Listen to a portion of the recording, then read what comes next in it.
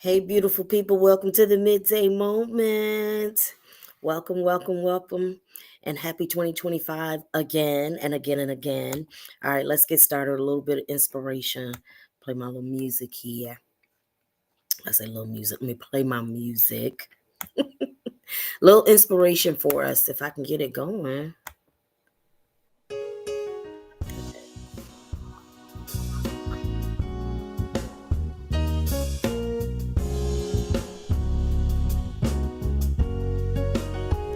My seed is blessed. My money is blessed. My Yes. body is blessed. Sing it, sing It it. keeps happening for me. Covering my family. Yes. Making better A decisions. good way to start out Destroying 2025. every addiction. It keeps happening for me. I won't apologize. No more feeling guilty.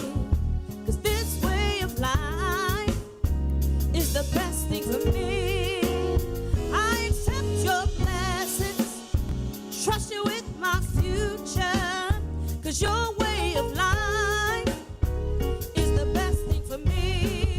Sing it one more Oh, my time. seed is blessed, my money is blessed, my body is blessed, it keeps happening for me.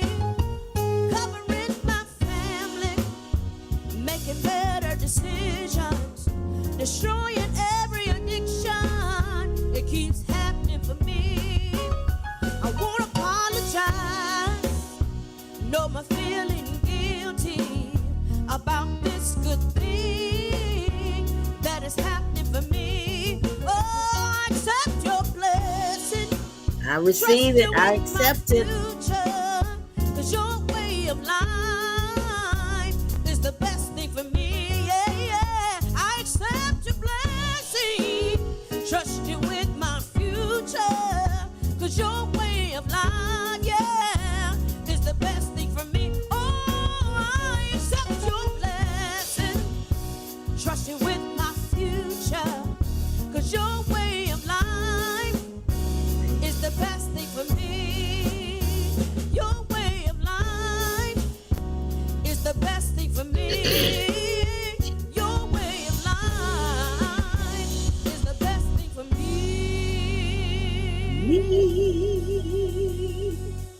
Good job. Good job, Vina. Good job, Vina. Vina Lean. Somebody used to call me Vina Lean. Used to call me Vina Lean. Can't remember. Anyways, good job, Vina Lean. Thank you so much. Welcome to the Midday Moment. A little inspiration to get us started. Those are just such powerful lyrics to support your entrance here into the new year. That was our offering song at today's church all of last year. And so I'm kind of carrying it over a little bit into this, at least this first phase of the Midday Moment for 2025. Welcome to the Midday Moment. I'm your host, Dr. Davina Jones, Assistant Spiritual Leader of today's church, fivefold general for the Church of the Everlasting Kingdom. It's such an honor and a privilege for me to serve, and to serve in ministry, to serve in leadership, to encourage people, to lift people, to love on people, even as I grow and do it myself, for myself, submit myself to love, submit myself to tutelage, mentoring, and all of that, submit myself to growth, encouragement. So what I'm doing for you, I submit to that for myself so that I can live my best life. I know sometimes submission is a dirty word for some people, but listen, when you understand love and when you submit yourself to love, I ain't talking about all this other stuff that we've given ourselves to. We have given ourselves and submitted ourselves to some crazy things. And just over time, generations by generations, we've had to evolve. And so many times we did the best we knew. Our ancestors, my grandparents, they did the best they knew with what they had. And we have an opportunity to do it even better, right? All right. So at any rate, what I share here, I'm growing. Paul said, "Follow me as I follow Christ," and so I follow. I'm a disciple. I'm a student. I follow. I go to classes. I sure do. I go to classes, I learn, I take notes. And so even as I evolve in that, I do it and share it out loud with you. All right. So at any rate, Blessings, and to God be the glory for that. Listen, the midday moment is when I take a minute out of my day to honor my practice. That's some of that what I was talking about, studying, submitting myself to prayer, meditation, fellowship with positive people, reading scripture, and all of those different things. I do that, and then I do it out loud. I got a little cough drop over here. I do it, and I'm called to do it out loud. Sometimes I say, like people singing. Everybody is not called to sing on the microphone, okay? We all are called to make a joyful noise. So make that joyful noise, but everybody not supposed to be doing it on that microphone, all right? I am called to do it out loud. And so I give myself to the midday moment as a part of my calling, as a part of my accountability. Me coming on to the midday moment, it also is an accountability check for me because it keeps me like, come on, you got to get in there and read it. You got to get that daily download. Come on, do what you need to do so you can live your best life. Live life and that more abundantly. So, in this season of the midday moment, we have been studying pretty much in tandem with the daily download taught by Dr. Jarrell R. Pulley. I call it the master class. It airs every morning at 6:30 in the morning on his Facebook page and multiple channels. Okay, if you're on Twitter, YouTube, Facebook, wherever you are, 9 times out of 10, the daily download is there. So I call it the masterclass. And we're studying with the masterclass because we are supporting the publication of the Kingdom Study Bible. Yes, another Bible. This is a faith-based experience. And yes, another Bible. Just like we often support a new restaurant or a new nail shop, okay? Nobody's complaining about either of them. Nobody ever said, ooh, it's too many restaurants on this block. Ooh, too many now. I haven't heard it. Maybe you have, but I haven't. And so, yes, we have another study Bible to give you another way to read these scriptures of faith. Another way to read these scriptures of faith. I know some people think the Bible is outdated, and there is some dated things in there. If you read from a literary standpoint and you read from a literal standpoint, certainly there are some dated things there. Still not in vain for study. All right. So some dated things there. However, as my history teacher used to say, history is the teacher of perspective. If nothing else, you go in there and get some perspective. We are offering you not just perspective, but certainly life-giving perspective, giving you an opportunity to study those scriptures of faith and apply it to your right now. We're going to help you get through the gender stuff, all the gender stuff, the patriarchy, all that. We'll help you get through all of that so you can pull out the juicy. You can pull out the juicy stuff, pull out the juicy stuff, pull out the meat that helps you to live a purpose-filled life. All right. Okay. So listen, today's daily download, we are in 1 Corinthians chapter 12. Yes, 1 Corinthians chapter 12, verse 20. As it is, there are many parts, but numero uno, one body. Many parts, but one body. And so today was a great teaching this morning on the fact that we are all one. That's really all the we are all one. That's really what it boils down to. We are one. We spend so much time, give so much energy dividing ourselves. We are one. I'm not going to reteach it. You go back and listen to it. I'm sharing it here on my pages so you can listen to it. But listen. Been to jail, didn't been to jail. Didn't been to jail, didn't been to jail. Incarcerated, never been incarcerated. Guess what? We still won. Murdered somebody, hugged somebody. We still won, y'all. I know. We still won. It's just like members of your family. Members of your family do things you like, you know good and well we weren't taught to do that. You know good and well that's not what we were taught to do. But they still your family, still your cousin, still your cousin, still your cousin.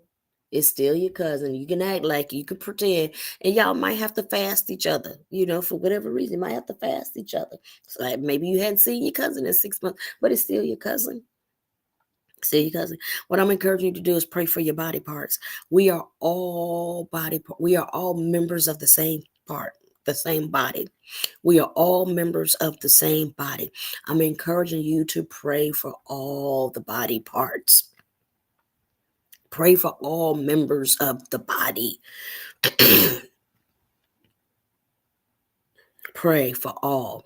In the daily download, as Dr. Pulley taught and encouraged us as to why it's so important that we transcend these isms, sexism and classism and racism and orientationism and whatever other ism there is, foodism, whatever, to transcend it, because we are one body.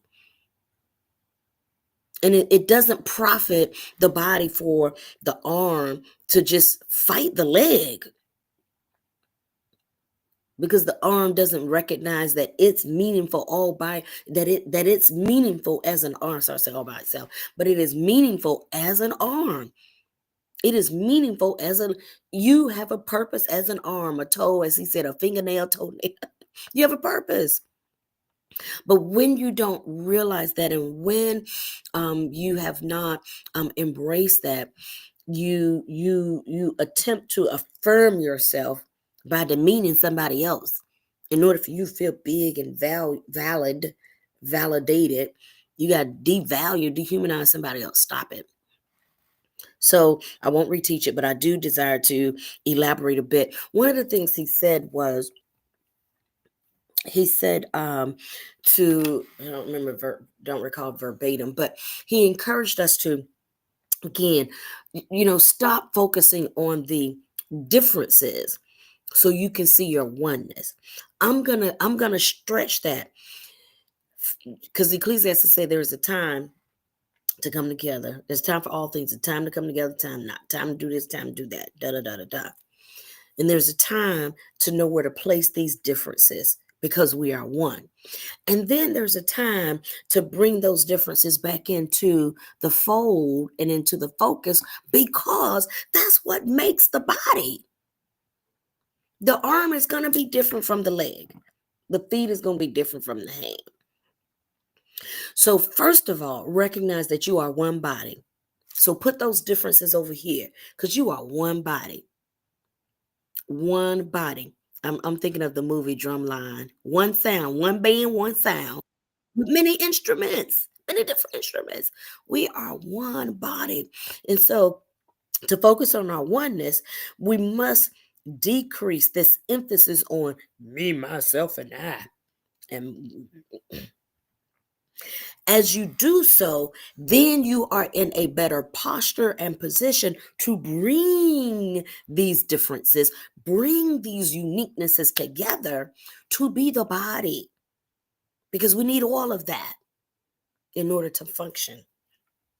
I can say more, but let me go ahead and get a little bit into why I titled this Pray for All Members of the Body, and I nicknamed this Shirley Chisholm. I watched the movie Shirley Chisholm last year, I think it was, or the year before. And there were some things in that movie that I had not known about her. I'm like, is this Hollywood, or did this really happen? So I went and looked up a few things on a few more credible websites. You got a few websites that are more credible than others. And I forget which one I was on. It might have been the History Channel. Oh gosh, I used to just almost live in the History Channel. I really enjoy history because it's the teacher perspective. And so, sure enough, this part of the movie was correct. So if you remember from the movie or from history, Shirley Chisholm ran for president in 1972, the year I was born. And one of her contenders was George Wallace. So, the history. Some of you may recall the name or know the name. George Wallace was a strong segregationist. Segregation now and segregation forever. And within this whole scope of segregation, people literally did not see other people as human. They saw them less than human. Segregation now, segregation. That's what George Wallace stood on. Well, George Wallace, I forget if it was a heart attack or somebody shot him, stabbed him, something happened. I forget. Y'all go look it up. Go look it up, okay? But he was in the hospital because something happened. Forget what it was, and it was life threatening, life altering. And Shirley Chisholm told her campaign folks that she was going to go pray for George Wallace.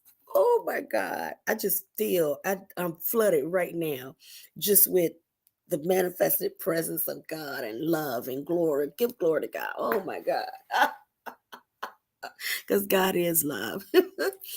She said, well, I got to go to the hospital and pray for George Wallace. She is running against this man for president of the United States, and he is a stark segregationist. He thinks that your skin tone makes you less than human. And Shirley says, I got to go pray for him. They were like, no, you do not go. I got tears in my eyes. You do not, looking for my little hanky over there. You do not go pray for this man. One, because you don't have to. And two, what is this going to do to your campaign, Shirley?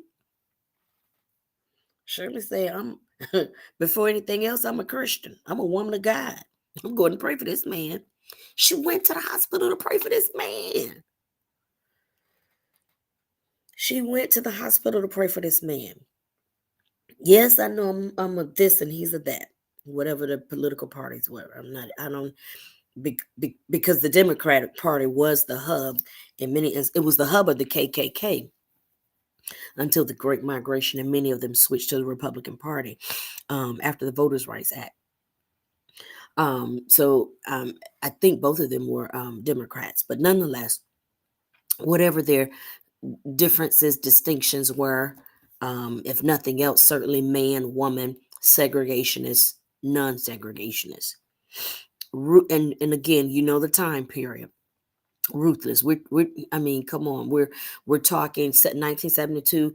It's less than 5 years that MLK is assassinated. It's what, 10 years, 15 years prior. Emmett Till was. She goes to pray for the man. She goes to pray for the man. Amazing. And, one of the things that came about, she did not win the presidency, nor did he. But fast forward, they were both still working in Congress after this campaign.